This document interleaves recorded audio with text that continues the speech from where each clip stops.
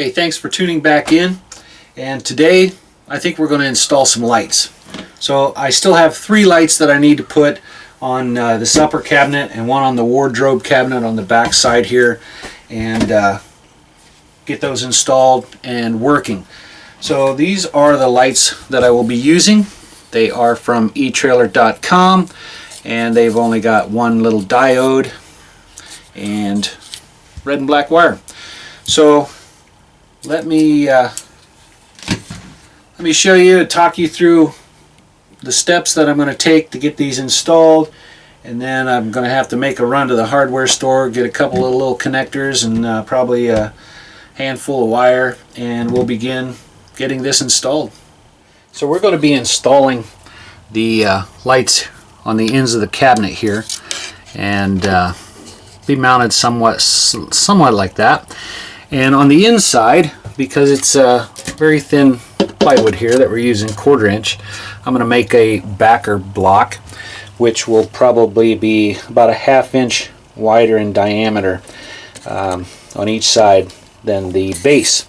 So I'm going to make those round. We'll drill a hole in the center where our wires come through in our cabinet, and then we will spread some glue on our block, put it in place, drive a screw from this side and let that snug up, let the glue set for a little while, and then we'll come back and then fasten the lights. In the meantime, while all that's setting up, we will be soldering some new ends onto our little tiny wires here, and I will probably use 14 gauge and run that to our power and to our ground. We'll be running our wiring from our lights through our wire clamps here, and we'll go around through the cabinet onto this side. And I think I still have one more little bus bar that I'm going to use for the ground, so I can tie all my lights into the ground here and then run one ground towards the front in the electrical box up front, and one light will be connected to one of the switches here. That'll be this light here, only for reason that when you come through the door you can hit that switch and that will illuminate the cabinet. But that's how I'm going to put that one. And then this side light and the one on the wardrobe here will use the switches that I have here, these 2 switches, and then I'll leave this one for the exhaust fan. So that's going to be how I'm going to install the lights onto the cabinets, put the backer blocks in, run some cables to the wiring to the lights, get those soldered on, heat shrink, and then we can run a wire to our ground bus bar, and then we'll run the hot wire to each of the switches and test it out. Hopefully everything lights up. So I now have my backing blocks made, which is these are 3 inches diameter, the blocks are 4 inches diameter, and we also have a center mark for each one. So now what we need to do is determine where we are going to drill our hole here and to mount our light, and make that same measurement from the top and to the wall on each ends of the cabinets. That way all the lights are in the same spot on each side. We'll drill that hole, we'll pilot hole this, we'll spread some glue here, put it in, and take a screw and squeeze these together and let it dry for a while as we work on some wiring. Alright, so we marked 4 inches down from the ceiling, 8 inches from the wall on each end of the cabinet. We went ahead and secured our backing block in place and got those glued. So I think that's going to work all right.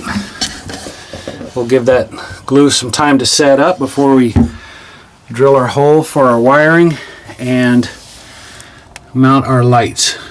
Good deal. So for the wiring on our lights, I decided I am going to use connectors on the lights, only because if I ever have to replace one, I don't have to keep cutting wire. We can always just unplug it and plug in a new one. So I've got some terminals that we're going to use. We're going to put the female ends on each of the black and red wires for each of our lights. And then when we run our cable or our wiring for our power and our ground, then we'll use a heavier gauge wire and a different connector, which will fit these perfect. So that's what we're going to do. The wiring on the back of the lights already are already cut, and all we have to do is expose the wire, put on our terminal, and crimp those down real nice and pretty like. So we're just going to twist the ends here nice and good. I have two different crimpers. I'm going to try each one and see which one works the best. Put our cable in here.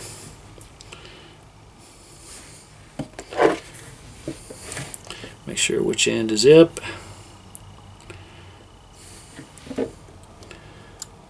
Probably get that in here just like so.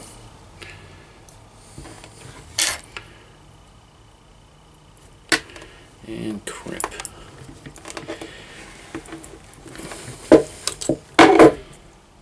And it's nice and tight. Alright, so that one worked out really well. I think we might just go with that. Okay, so we have connectors now on each one of our lights. Next step is to drill a hole large enough for our terminal to go in, and then we can fasten our lights to the wall, put our base plate on, and make it look nice and neat. Then we can run some wiring. Alright, so the glue's set up pretty good. We'll take the screws out, and then we're going to use a 1/2-inch spade bit to bore through the center. That way our fittings will go through without any problems, our connectors. And then we will attach the lights with number 4 by 5/8 woodhead flathead Phillips screws, and we'll get these lights mounted. So with a nice hole clear through, we can insert our connectors and go ahead and mark for our holes and get those pre-drilled, and then install the lights. So we'll start by inserting the wire.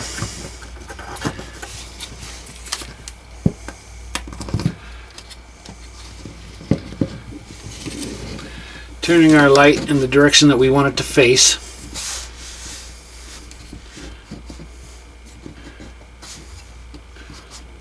Something like that. Then we will mark our holes.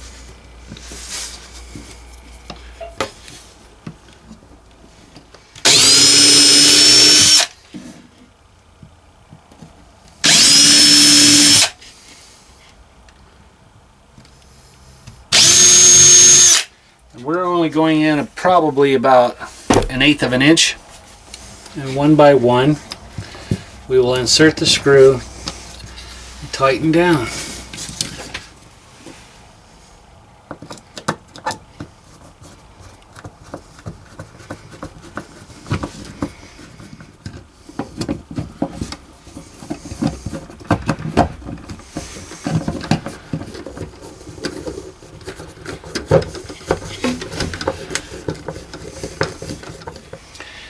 Then for our base plate, we'll take and line that up until it snaps in there,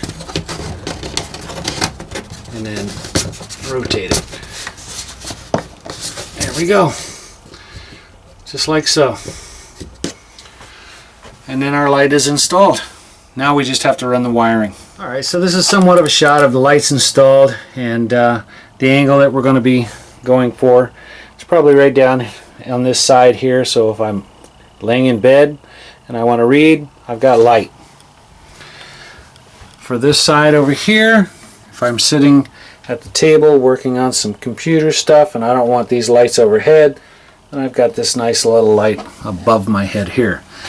And then of course our other reading lamp, which will do the same thing here. If I decide to lay my head here and wish to read, I've got light. Okay, so happy with the way that those look and are installed. Kind of inconspicuous, they're just out of the way, and yeah, I think that's going to work out really well. Alright, now it's time to run some wiring, put the connectors on, get them hooked to the switches, run our ground, and test them out. Okay, so we have the lights installed.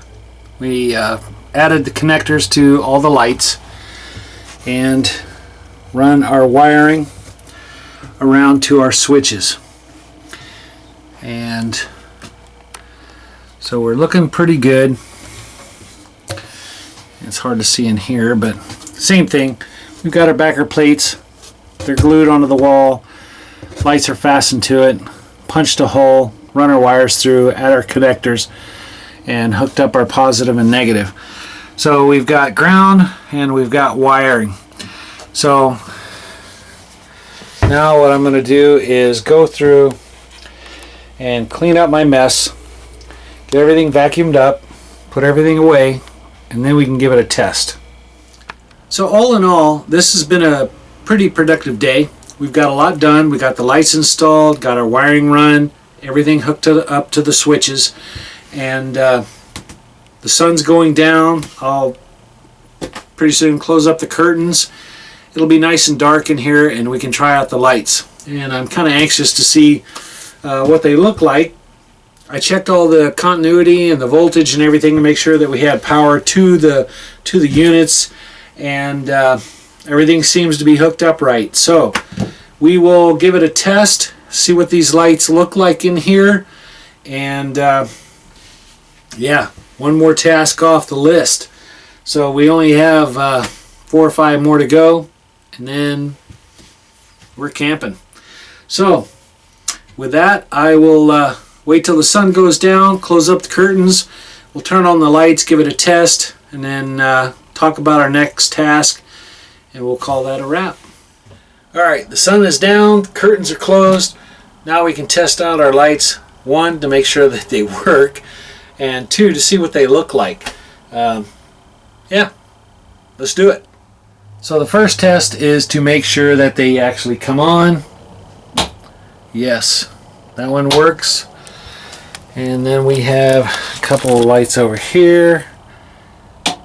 Yes, and we got power. Alright, so lights do work. We'll see what they look like when all the other lights are off.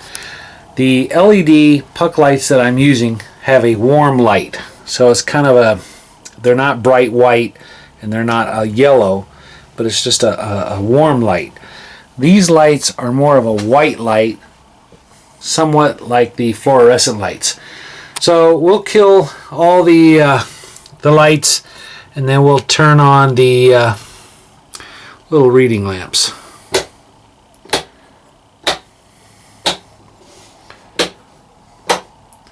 Alright, we got some darkness, and there we go.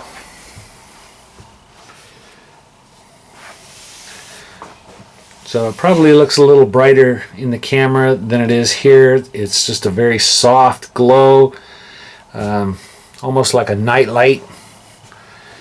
And let's turn on the other 2 here.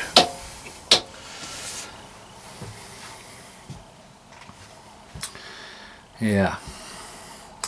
So it is a white light, and it's somewhat soft. But I know that on the film, at least what I'm seeing here, film, how about digital? On the digital camera here, it does seem a lot brighter. I think that's because the ISO kind of jumps up. But yeah, so we do have the spotlight where we want it, which is about right here. And the same way back here, lights here, lights here. So if I adjust this up and down, perfect.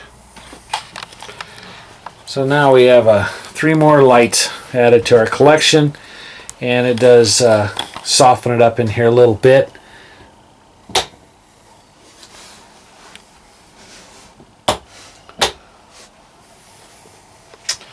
Very nice. So if I was in bed wanting to read, I'd have one light on, and yeah, very nice. Well, that's the end of a very good day. So we've got 3 more lights in the camper, and they are a soft white light. They are not the warm, bright lights that we have are in the puck lights. Much softer, but they are a white light. And I think it adds a little contrast in here, especially if you're shutting down for the evening. Works great. So, awesome. My next task, I don't know. I still have some trim that I need to do around the entry door, and to get some lumber for that, and then fit that and make sure we get that installed. Then it's just a matter of going through and double checking everything that I've done before we do any more outside work. So I'm waiting for the weather to get warm. It snowed today. It's cold, so I can't do any more work on the outside yet until it warms up. At least I don't want to. So with that, we're going to call this video a wrap. Thank you for hanging in there and watching and subscribing and the comments. Much appreciated. So, until next time, stay tuned.